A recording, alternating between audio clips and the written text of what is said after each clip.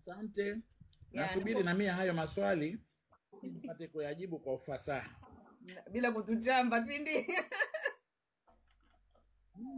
Sichambi. Leo nitakuwa muungwana kidogo. Nani Mauzinde kuna kipindi ulimchamba jamaa fulani hivi yuko Uingereza. Ulivomchamba yule jamaa ikatokea lile tukio la kukatwa masikio. Sasa kuna baadhi ya watu wakasema Mauzinde atakuwa alikatwa masikio na yule babu kwa sababu ya kumchamba. Hivi hebu tuambie ile tukio la kukatwa masikio ilikuwaje, ama au kama unajua sasa hivi sababu ilikuwa ni nini, hebu tuelezee kidogo sababu ilikuwa ni nini mpaka ikafikia hatua ya wewe kufanywa vile ulivyofanyiwa. Haya, labda nianze. Karibu. Sababu sio yule. Sababu sio yule. Sababu ni Wazanzibari wananichukia, na hasa hapo mtaani kwetu Raha Leo ndio alikuwa akipeleka huko taarifa juu mimi nifukuzwe pale mtaani niondoke. Umenifahamu? Ndio. Kwa hiyo mimi sikukatwa masikio kwa sababu ya yule baba. Umenielewa? Nimekatwa masikio kwanza na hao watu ambao ndio naambao watu wasiojulikana, lakini mimi ninawajua, picha zao ninazo, kila kitu chao ninacho, hata namba zao za simu pia wengine ninazo. Umenielewa? Lakini tayari wameshatumwa. Tutawafanyaje? Sababu wale wanatumwa. Umenielewa? Na mimi nazungumza bayana, wanatumwa na serikali.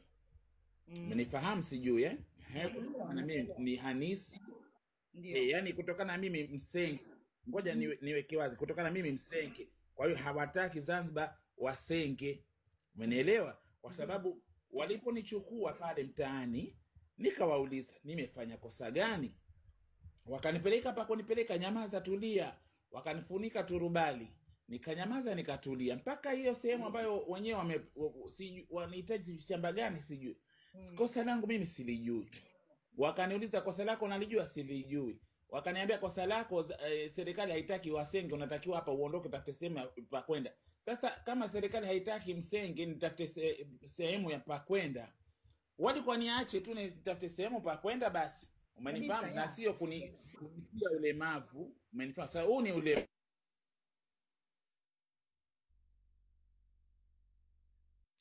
story navonoga network naye. Jamani, kwa nini story kinoga network Jamani guys, let's tap the screen jamani. Ngoja atarudi tena. Ni network inasumbua kwa upande wake jamani. Hapa kidogo alikuwa anatuelezea kuhusu swala la kukatwa masikio. Maana kuna baadhi ya watu, kuna blogger alinitafuta niseme ukweli, akaniambia naomba umlete. Nataka kujua lile tendo ni la kweli, ni hivi. Nikamwambia sawa, nitamtafuta. Sasa so leo tuko hapa na Mauzinde, atapanda tena akielezea, alikuwa ndo anaelezea swala la kukatwa masikio. Anasema hausiki yule mbabu wa UK kwenye kumkata masikio kama watu wengi walivyokuwa wanasema kwamba yule babu after kumchamba alikuwa ndo anahusika na kwenda kutuma watu wamkate masikio. Haya, hausiki kabisa. So ngoja yeke network safari wakanisafirisha wale watu wangu wale ninokuambia. Siwataji kwa majina kwa sababu nikiwataja majina hapa watanipeleka polisi. Kabisa. Tutakubaliana hivyo. Majina usitaje, ndio.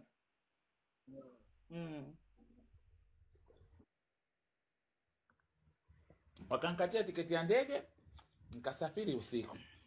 Ndege ya usiku ile ya mwisho saa 3 nikasafiri mimi. Msafiri mpaka Dar es Salaam. Mimi sijai kuja Dar es Salaam, ndio kwanza mara yangu ya kwanza. Kwa hiyo yule kijana ambaye nimepewa nifuatane naye ambaye anaitwa Yusuf, wakanipeleka hoteli moja iko Mikumi Inn. Wakanipeleka hoteli hapo. Kufika hapo hoteli kuna bwana mmoja anaitwa sijui jina lake nani, mimi simjui.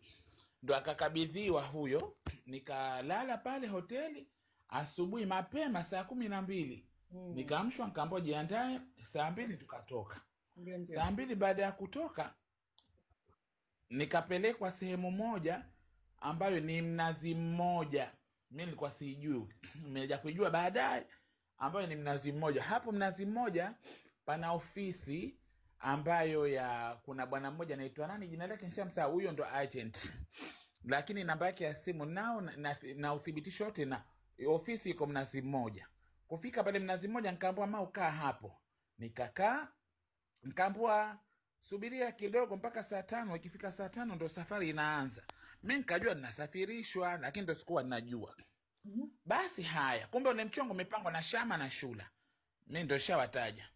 Lazima watu wajue. Huo mchongo umepangwa na watu hao wawili. Na kuna kijana ambaye huyo ndo alitaka kusafiri kupitia mgongo wangu mimi. Kwa hiyo hao niliowataja wamechukua pesa za dada yake huyo kijana ambaye anataka kusafiri kupitia mgongo wangu mimi. Sijui tumeelewana, wamechukua pesa. Mimi story baadaye ndo nikaja nikagutuka. Basi nilipofika saa 5 yule agent akanipakia kwenye gari yake akanipeleka ubalozini, ubalozi wa nini? Wapi? Ubelgiji. Wakanipeleka ubalozini. Lakini kabla ya kufika ubalozini pale, upande huu kulikuwa kuna kama pwani huku. Akasimama ule dereva. Kusimama akaja huyo kijana ambaye anaitwa Bakari. Umenifahamu? Kuja huyo Bakari, nikampa mao huyu umfanye kama mtu wako, tunakuingizeni mle ubalozini, lakini umfanye kama mtu wako. Wewe na uhakika watakusafirisha. Ukisha kuwaelezea tu matatizo yalokukuta na uhakika watakusafirisha. Kwa hiyo usikubali kusafiri peke yako, ukubali kusafiri na huyu, useme huyu ni mtu wako. Basi nikamwambia haya, hamna shida. Yeye nikawauliza, huyu ataweza hayo mambo? Ataweza mau. Nikamwambia sawa. Nikamuuliza yule agent, Shama na Shula wanajua?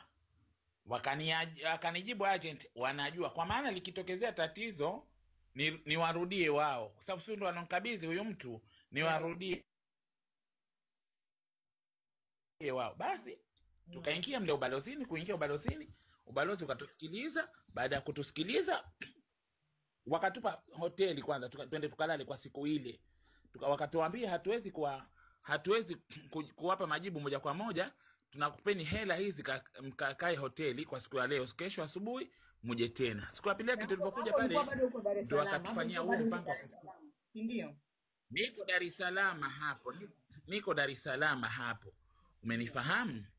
Basi siku ya pili yake na tukaingia pale, tulipoingia pale, kwa hiyo mkutano pamoja na NGOs zikakubaliana kwa sisi tupelekwe Nairobi.